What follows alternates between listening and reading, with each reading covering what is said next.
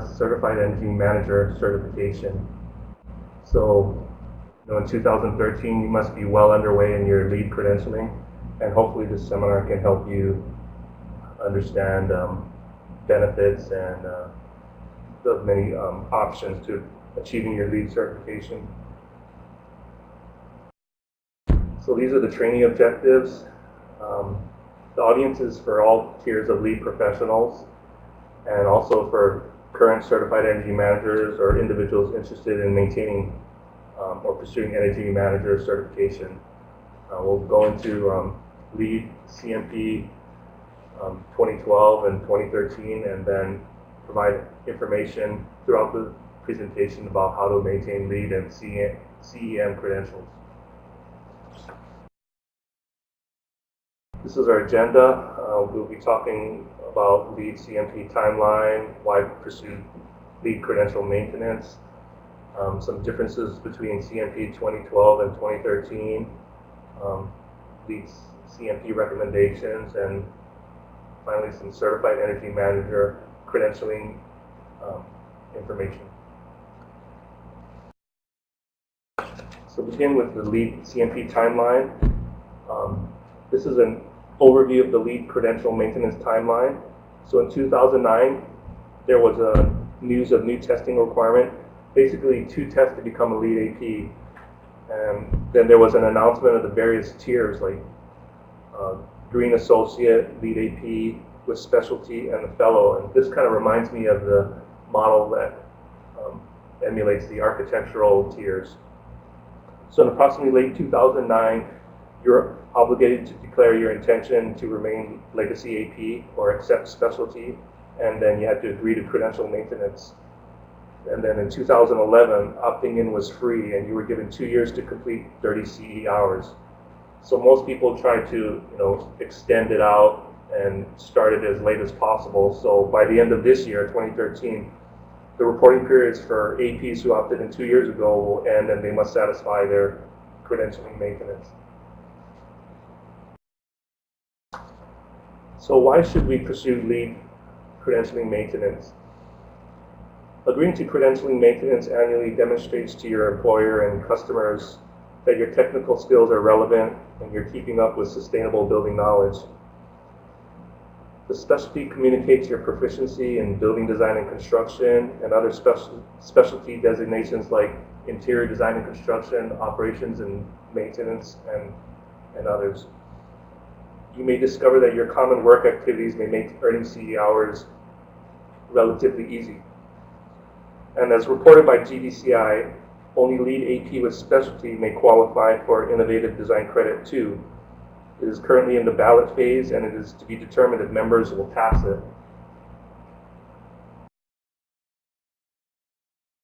There's some terminology, and just one I want to feature is this ERB, or Education Review Body. It's like a third party contracted by USGBC to help certify that education courses that are offered by various vendors provide and comply with USGBC requirements. It's very similar to when USGBC hires a third party to help evaluate projects and LEED certified projects. So let's begin with the various CMP guides. So CMP program guide started in 2010, and from 2010 to 2012, the guides are pretty much the same. And so now I just want to discuss the recent past 2012 guide that many of us may have started using. So first I want to recognize that you should go to gbci.org to log into My Credentials, and then you would select the CMP guide highlighted. This provides the latest up-to-date CMP guide as well as a wealth of other information. Other websites, when you might type in or Google CMP guide, it might pick up it might be because it's in cached an old version, so I recommend going to gbci.org and selecting the guide link, because it provides other interactive shortcuts when you're in this guide that's embedded throughout the guide to other very important information links and sources to make your life easier. So a common thread to all LEED professionals who opted in, or those who passed one of the new LEED exams, is that there's a 2-year reporting period and there's a $50 maintenance fee. So one of the great benefits of working for the Corps of Engineers is that this fee may be covered. So that is true in our district if we make it aware to our supervisor and our guide. Hopefully this is true in your district, and it's worth discussing with your employer and your supervisor. So further about LEED 2012, there are 2 options to retain your LEED credential. One is retesting, and the second is continuing education. Retesting, as you know, can be expensive, but reduced fees are available through USGBC member organizations, which the Corps of Engineers is.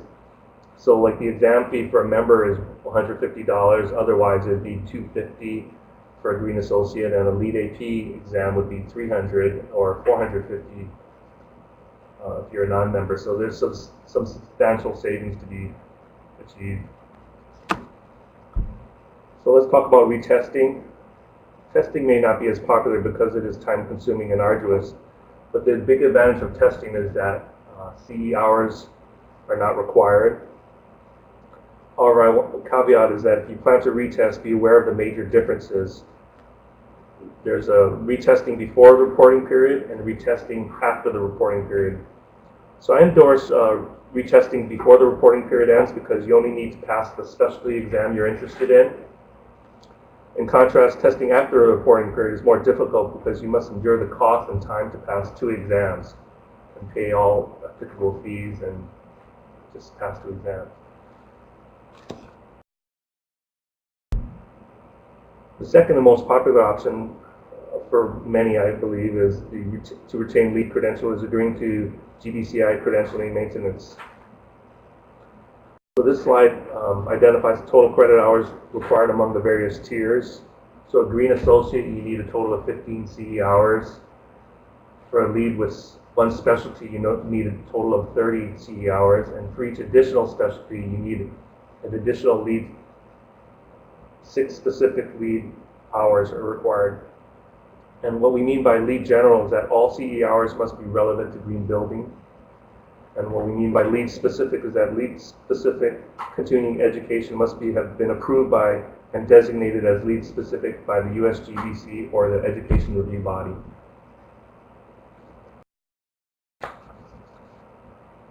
So way back when you signed up and you had to discover about prescriptive credential maintenance. So what is that? It was applied to LEED AP's credential between 2001 and June 2009, who enrolled in LEED AP with specialty credential, LEED specialty credential program. Minimum CE hours were required across 7 categories. This feature of credential maintenance is sometimes what made it difficult. For example, in the category of project site factors, you have to gain 4 CE hours. For project systems and energy impacts, you have to prove you gain 6 CE hours. So sometimes juggling and knowing that you've achieved these hours in the various categories is what really made it difficult. Because maybe you thought you were getting a specific CE hour, but it was actually a general hour and it may not have applied. So continuing on with LEED 2012, GBCI provided a great deal of flexibility for professionals to earn continuing education by providing various activities to achieve CEs. So the next few slides I'll present activities that were best for me because they had an added benefit, or they were aligned with my daily work objectives, or they were free, as I'm an advocate for no cost in pursuit of all my LEED CE credits. So when you log into my credentials, this is what the early stages of my CMP activity summary report look like. I had many more hours to complete, and at some point you'll feel that you've satisfied the objective, and you should proceed to renewing your credential to validate that all your CE hours will be accepted. So as you can see, the prescriptive minimum hours required for indoor environment was 5, and at the time I achieved only 4.5. So let's discuss GBCI approved education.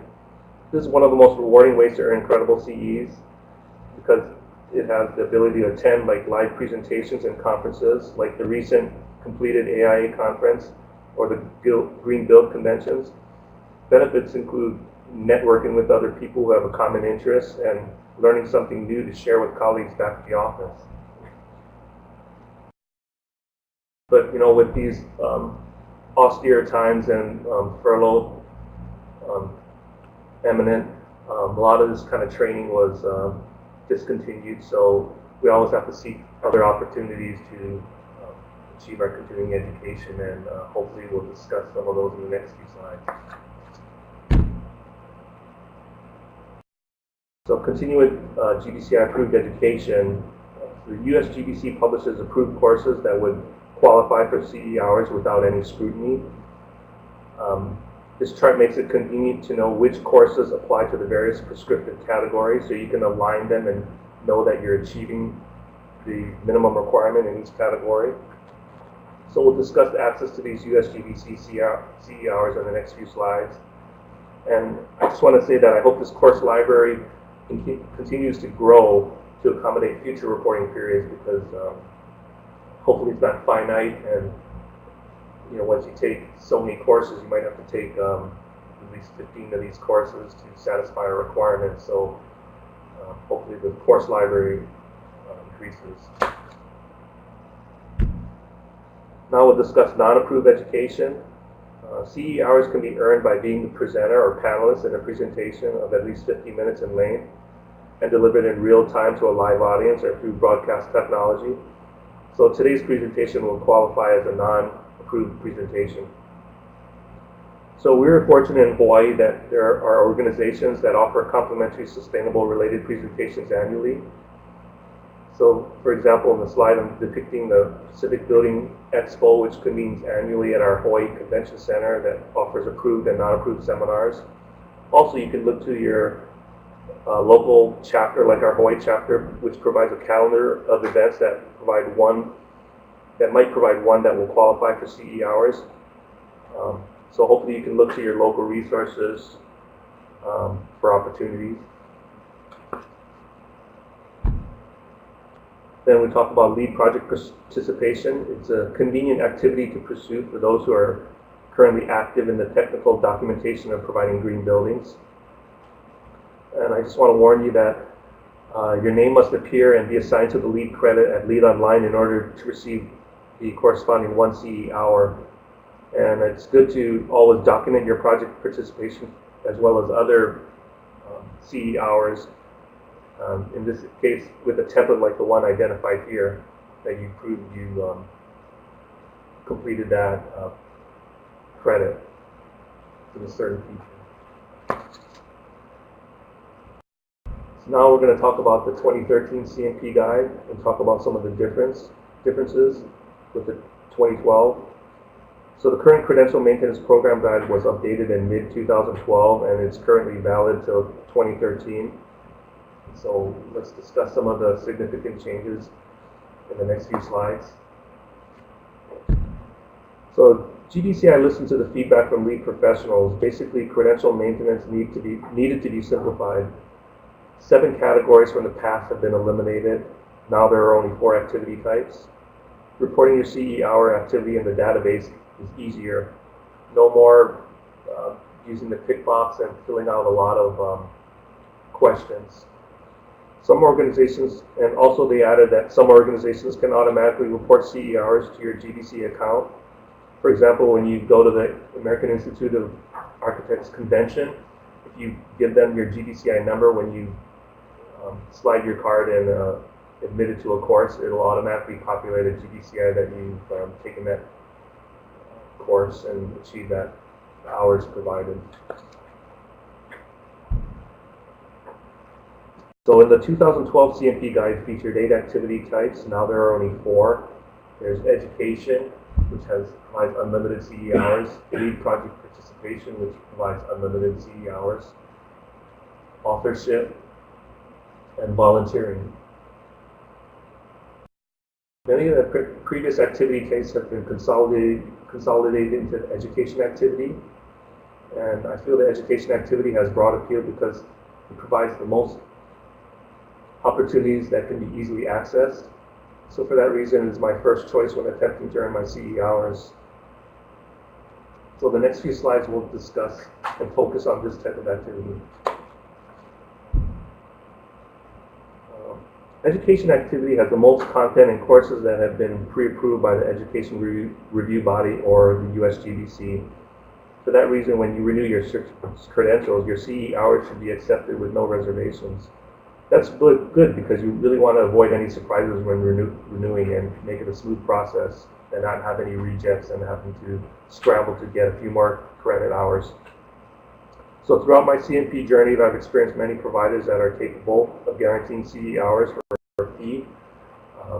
There's like Everblue and Green Building Research Institute. You get a lot of emails from these companies, and the deals seem to keep getting better and better. But however, I'm not endorsing any of these providers. But sometimes when you're in a short time crunch, they can be attractive because they package all their credits and to satisfy the requirement very rapidly. But we have some other ways that cost next to nothing. And one of them is the basic USGBC course website. The USGBC website offers many basic courses that provide free continuing education hours. It's just a matter of spending time to peruse their library and all their online links. This website, when you go to it, it kind of provides advance notice for a variety of ways to earn CE hours. It's just not limited to online courses. There could be tours, articles, conferences, and you might find one of these in your locale and something that appeals to you.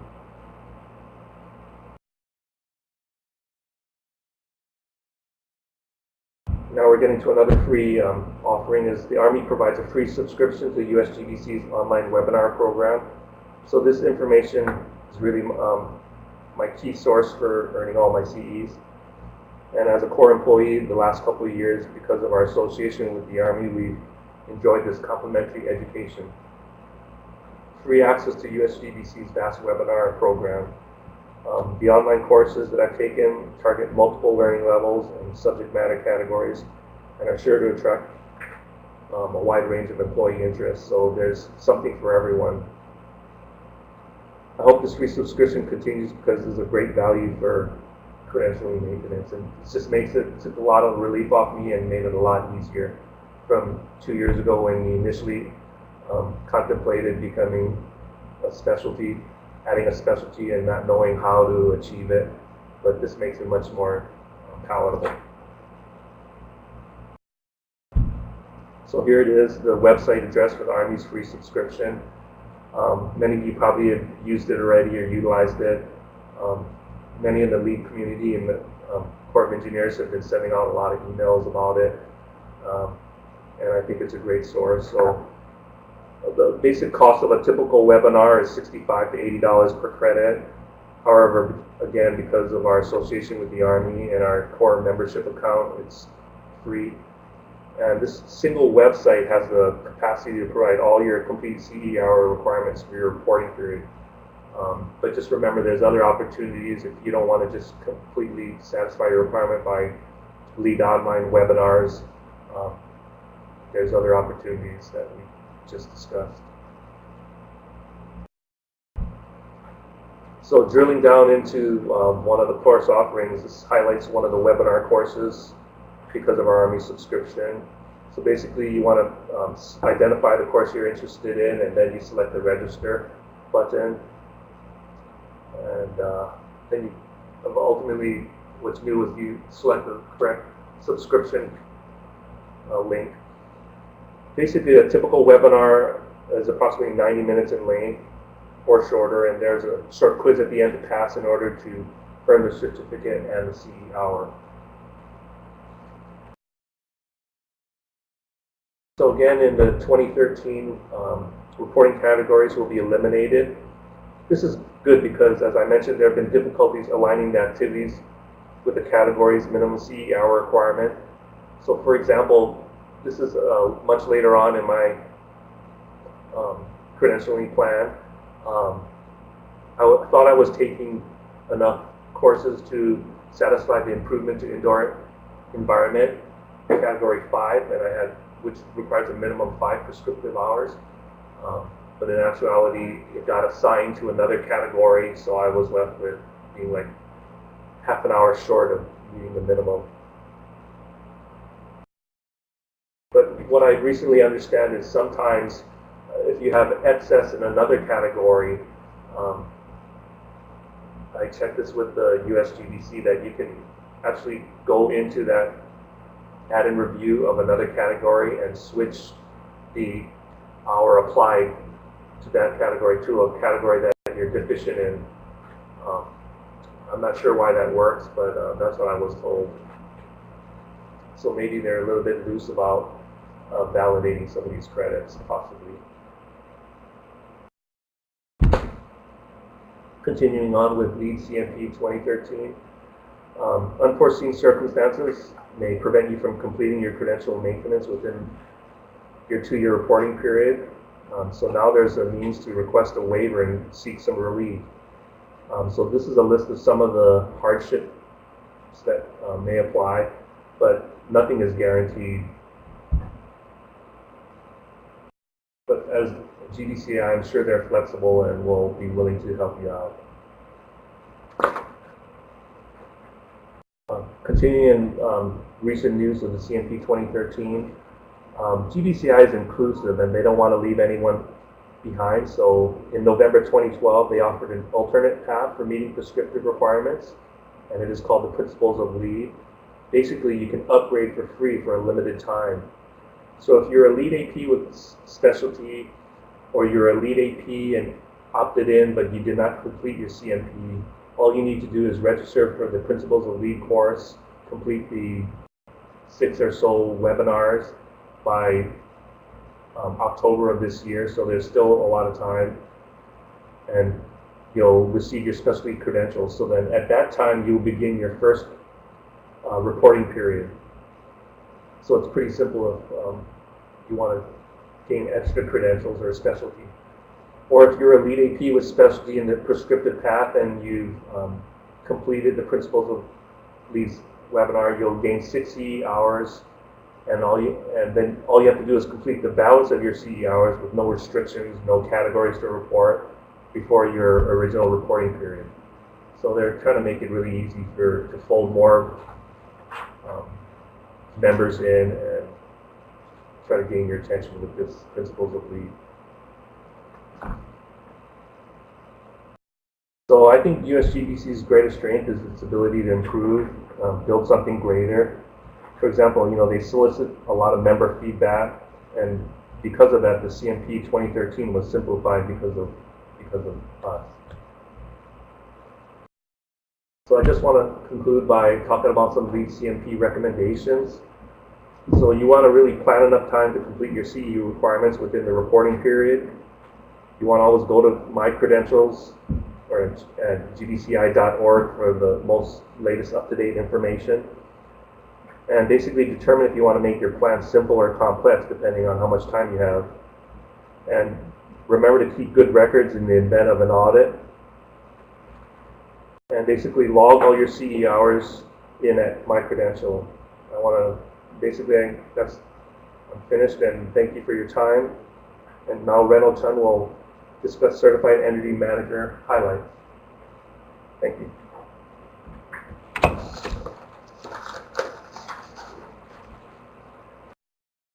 All right, thanks everybody. I guess I should say aloha since Paul and I are here in Honolulu, and it's actually pretty early in the morning.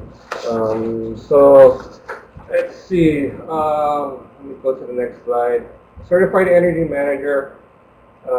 It's actually put on by the Association of Energy Engineers, and similar to LEED, why pursue CEM is actually to demonstrate to your employer and customer your technical skills are relevant.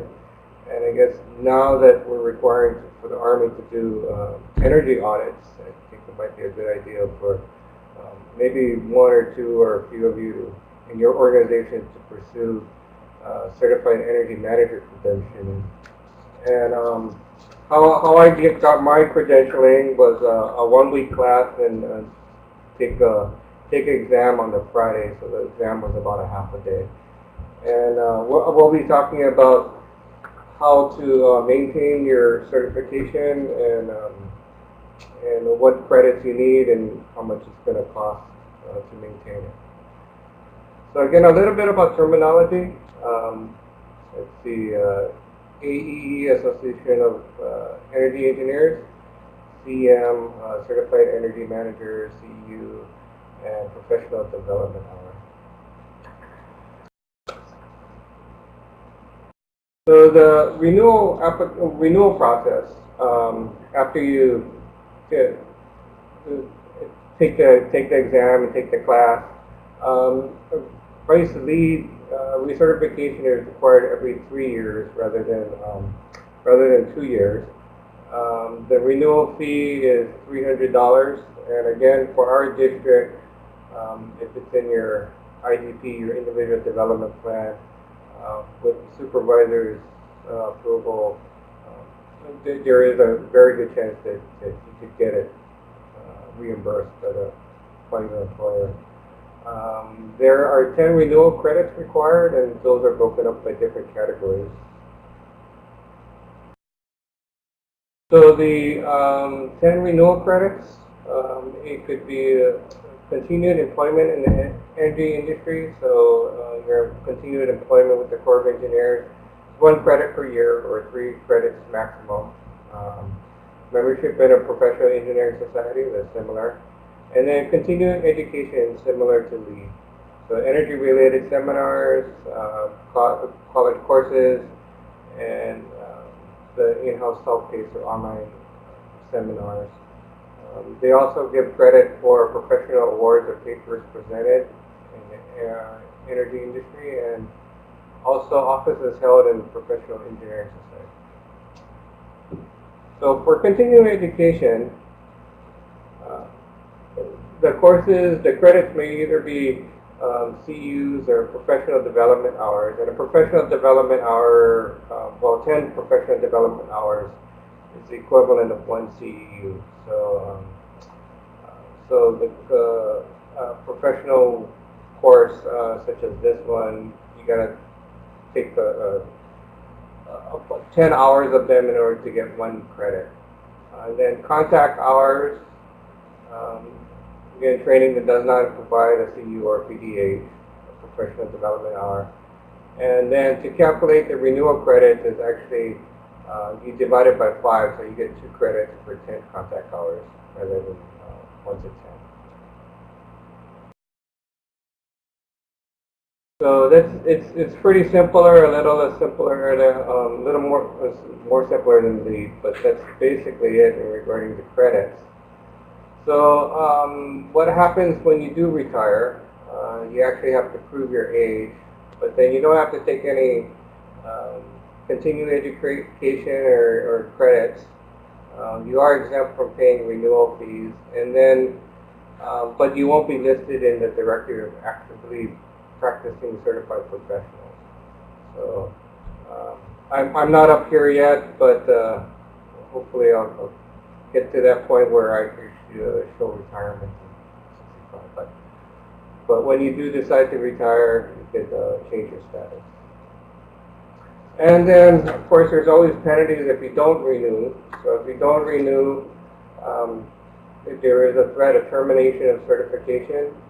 And then, similar to LEED, in the event of extenuating circumstances, the certification board can review the case. And then, if you do miss and you do want to reinstate your certification, you're going to have to pay a $50 reinstatement fee in addition to the $300 renewal fee.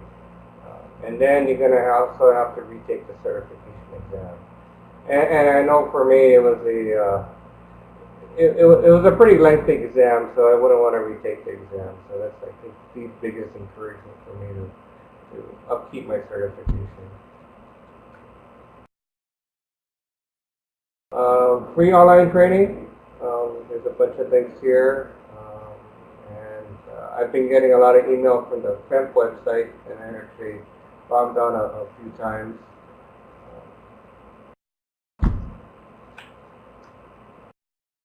And that actually concludes the training for this entire presentation. So we actually addressed the LEED APs, Green Associates, LEED with specialty. We also addressed the CEM certification and maintaining the certification for both LEED and CEM. Paul did highlight the differences between 2012 and 2013, and throughout the presentation there was some links to free training and also paid training. And points of contact, you could feel free to contact Paul, me, or Lori. All of us are here in Port Shafter. And I think that's it for the presentation. So if there's any questions, feel free to type your questions into the Q&A chat box.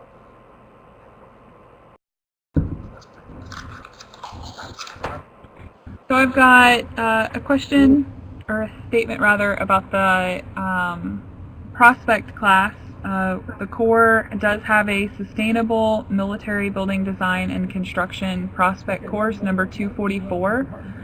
That course is 4.5 days. I guess it's 4 days now that we've cut down travel on Mondays too. And that one has been registered with the USGBC. So if you take that prospect class, you get you get 32 hours of LEED credits. I had asked the ULC how they registered it because I'm not sure if any of the 32 are LEED specific. I believe that it meets all the requirements because we do have several hours just dedicated to the LEED rating system, but I can get back on that.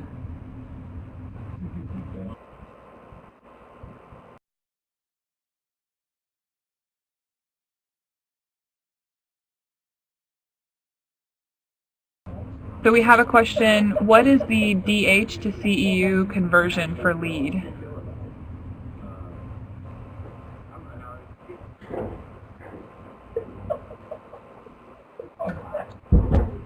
The question is, what is DH? PDH. What is the PDH to CEU conversion for LEED?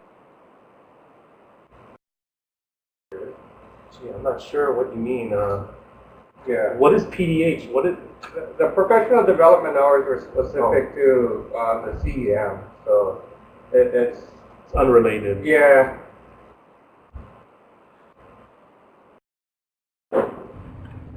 Yeah, I think the question is technically a CEU is you get 0.1 CEU for every 1 hour of presentation. So 1 CEU is equivalent to like 10 hours. For the AIA, 1 CEU is 10 learning units. A learning unit is 1 hour. And I think a learning unit is equivalent to like a PDH. It's just a level of stringency applied to the presentation. Like, for example, the Corps of Engineers can issue a PDH without having to go through a third-party accrediting body. There's an ECB from I want to say somewhere between 2006 and 2008 that gives guidance on how any presentation done by a Corps employee can be archived for PDHs. And there's no requirement other than to have the presenter sign off that the person was in attendance, and you can get a PDH for that.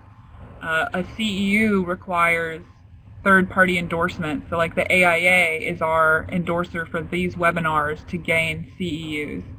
So I guess maybe the question is, would CEUs from like the AIA count towards your LEED or CEM accreditation?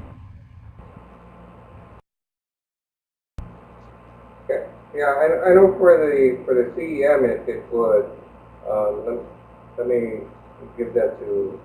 Let me get the mic back to Paul for the lead.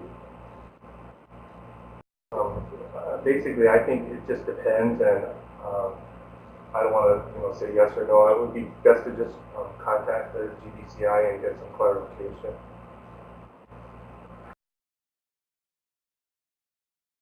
And Paul, didn't you say that if it was just a presentation related to sustainability, that those presentations, or those types of presentations, can count for up to 50% of the 24 hours required for your LEED AP? Yes, I agree. I haven't renewed my reporting period yet.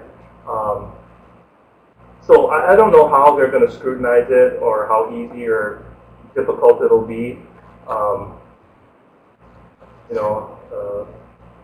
It's best to just contact them and see what kind of ruling they would provide. Just to be safe. If you're not taking an online course or something that's authorized by USGBC or the Education Review Body, then I think anything is up to judgment, but if you're taking one of those authorized courses, it's like a slam dunk, you're guaranteed it, so there's no second guessing.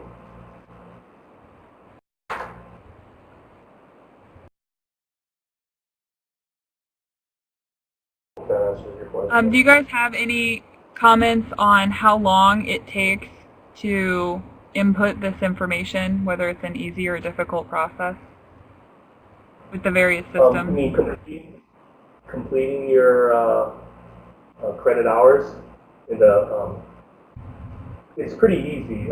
Right. Going through the webinars.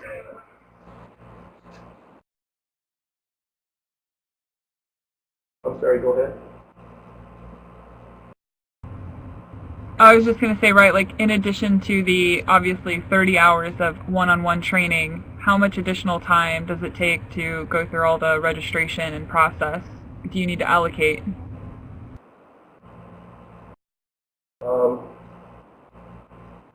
It's kind of no time at all, actually. I mean, you just, depending on your method, taking an online course, completing the quiz, and then it just automatically registers you for that course and then approves your credit hours for that. And everything's kind of seamless and automatic.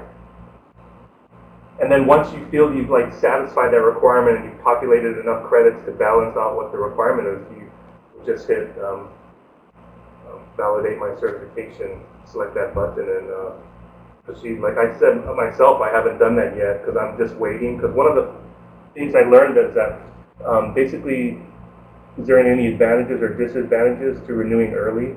And basically, the advantage is that you complete your CE hours early, but the disadvantage is that if you renew early within your 2-year period, any credits you earn between completing your credit and then the next reporting cycle can't be counted toward your next reporting cycle. So,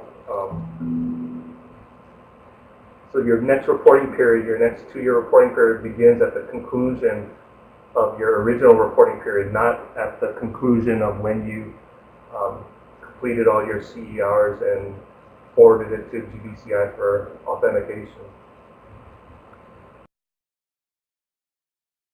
We have another question, which is with the LEED 2014 or LEED version 4 coming out, is there any notice or has there been any discussion on the CMP guide being updated again, or there being any massive changes based on that new rating system, or should we just go kind of full force with what we have?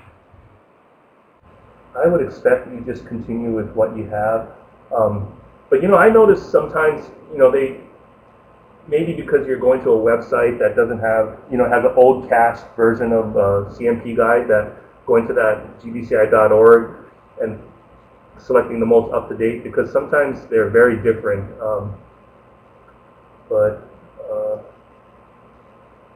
I would just usually contact GBCI. Sometimes those people who in the call center there don't know exactly what's going to happen in the future, so that's hard question to answer and give you exact facts of what's going to be in the next CMP guide. But since this new one just came out, I can't see them changing it substantially.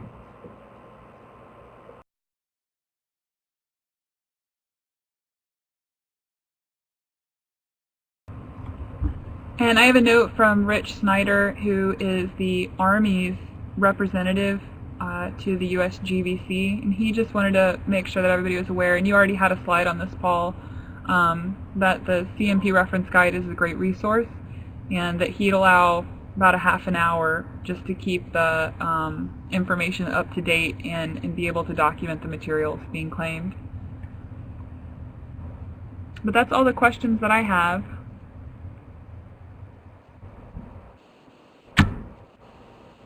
Well, thanks everyone for attending today's seminar. Yeah, thank you so much. I think it provided a lot of clarity. I know now I have work to do. We will have this recorded and it'll be available on our website. If you guys have any questions, there's the contact info, and you can always email me if you have any specific issues related to the administration of the webinar series. So thanks, Paul. Thanks, Reynold. We appreciate it. Thank you. Thank you.